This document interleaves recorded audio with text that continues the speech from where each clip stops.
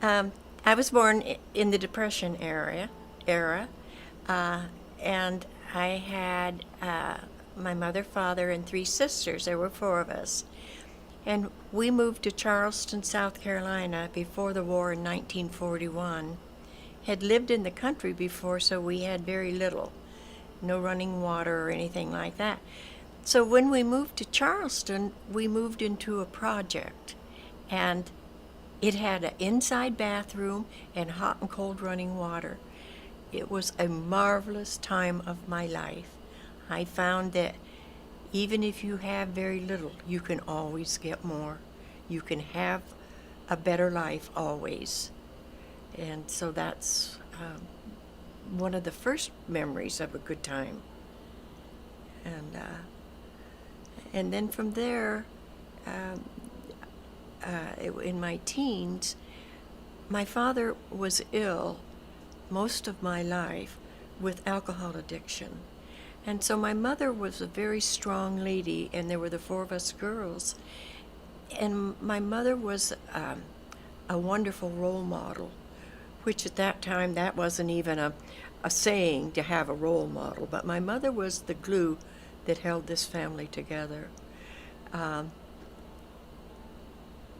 and when I was 17, I graduated from high school. At 18, I married.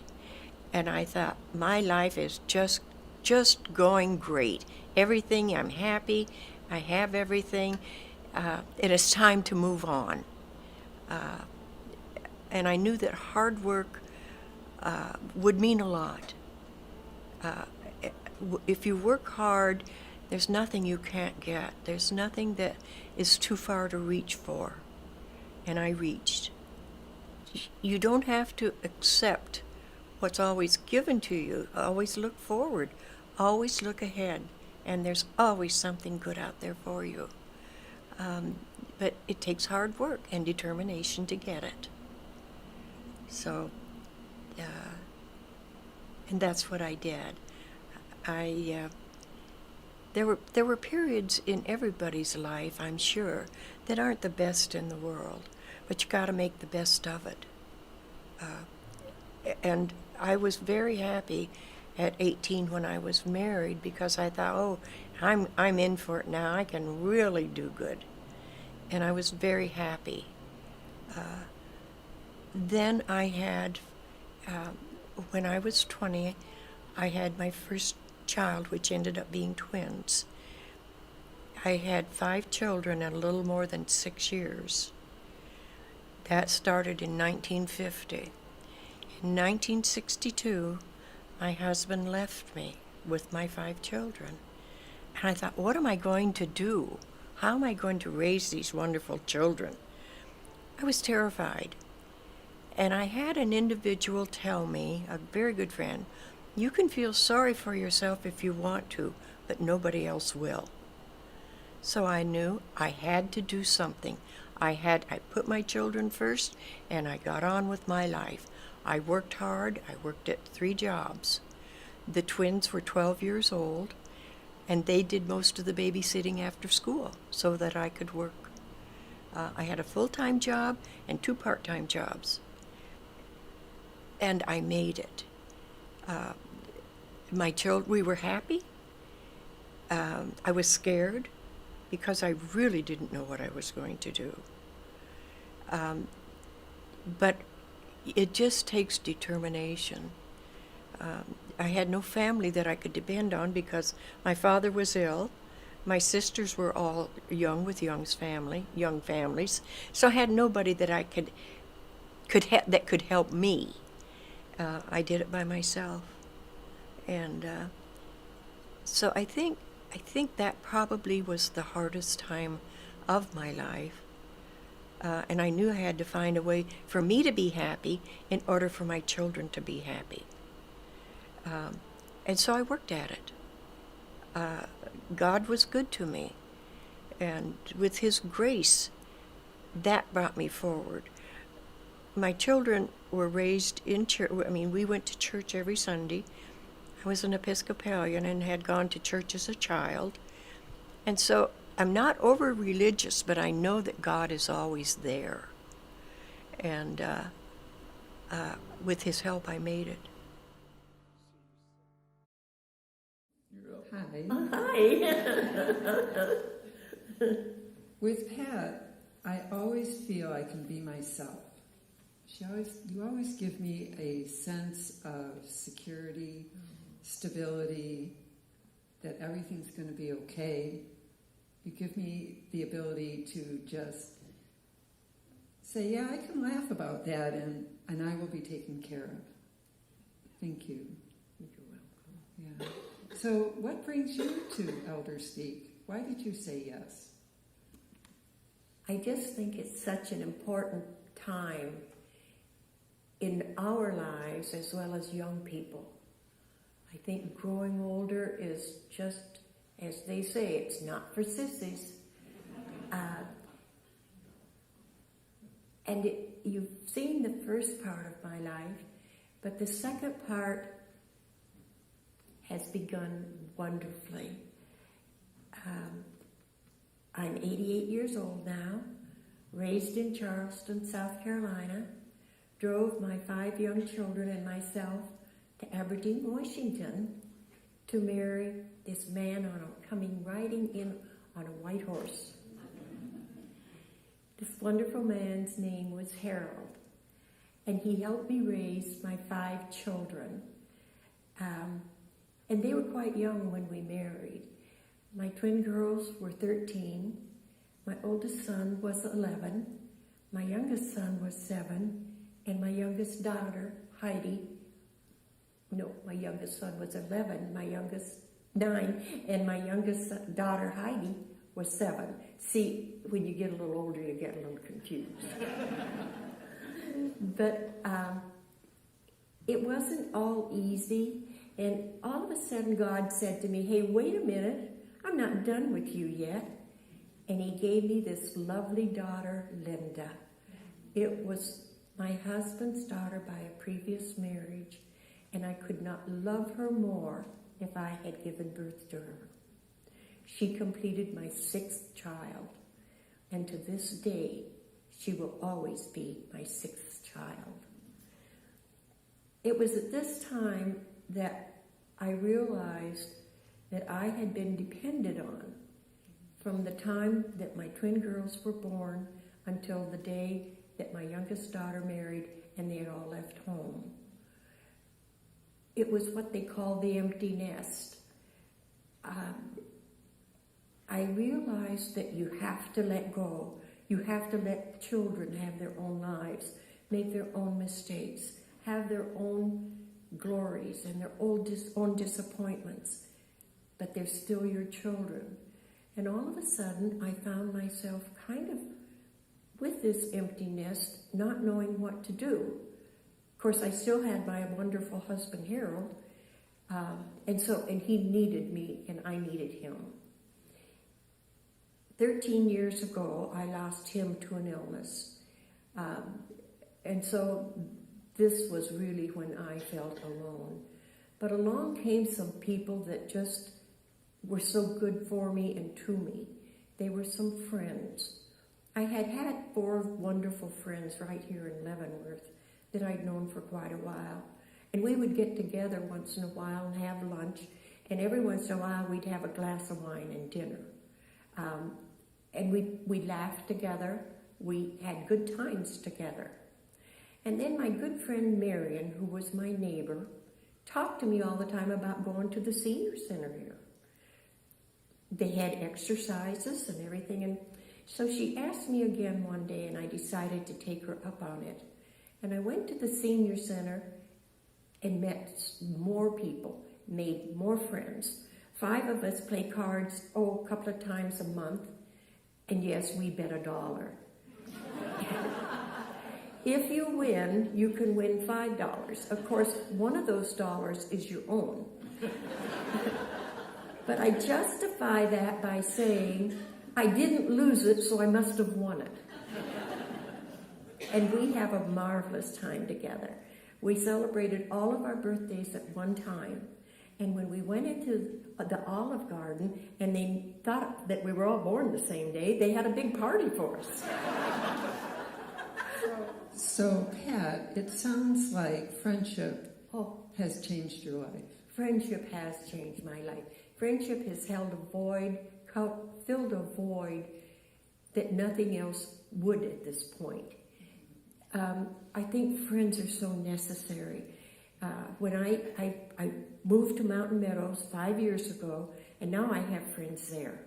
So I have a multitude of friends, different places and doing different things. And there's 6 of us that sit at one table, and we're called the Cottage Ladies. We talk about everything in the whole world. Some is not, for mixed company discussions. But we have a marvelous time. They'll tell you what they think. They'll tell you if you're wrong. They'll tell you if you're right. And lots of times we can't bring up one subject between the 6 of us that makes any sense. So I have a question for you. What does it take to make friends? As we get older, we surround ourselves with people of our own ages, but how do we make friends with people of other ages?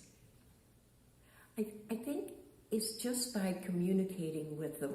You have to let them know that they're important. So people need to be important. Absolutely, absolutely. They need to be important in your life, and you need to be important in theirs. I have many grandchildren and great-grandchildren that span a multitude of ages. I have a darling little great-granddaughter named Macy, and she's just one of the sweetest little girls, and she never leaves without a hug and a kiss. She asked me one time if I came over on a covered wagon.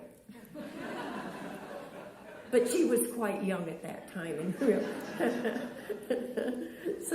But she is just, as a young child, she is the light of my life. And but friendship is something you have to work at. It doesn't come easily. You have to, if you make a mistake, you have to tell them you're sorry. And I don't mind doing that. But it takes work, a lot of work to make friends. Friends, though, have made my life, what I say at this time, pretty complete. That is so wonderful. Thank you, Pat. You bet. So the next question is from Tatum.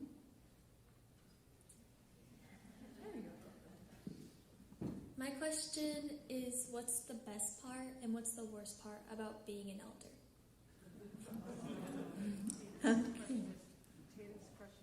You, Pat. What's the best thing about being an elder, and what's the worst? Well, the best thing, I think, is you no longer have the fashion policeman on your back all the time.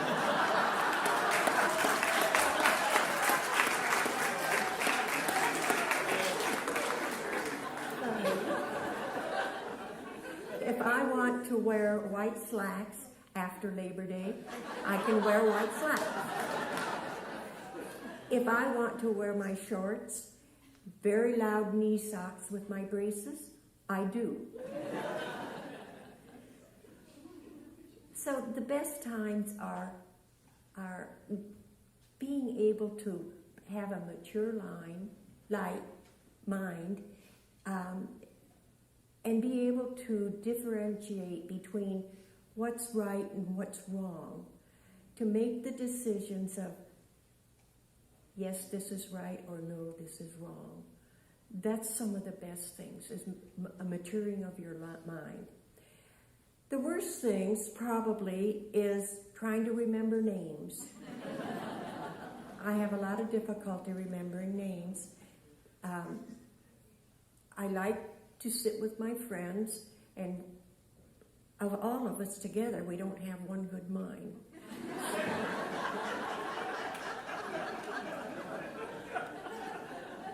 But I go home, and I have a very good friend at my house called Google. And he really helps me a lot.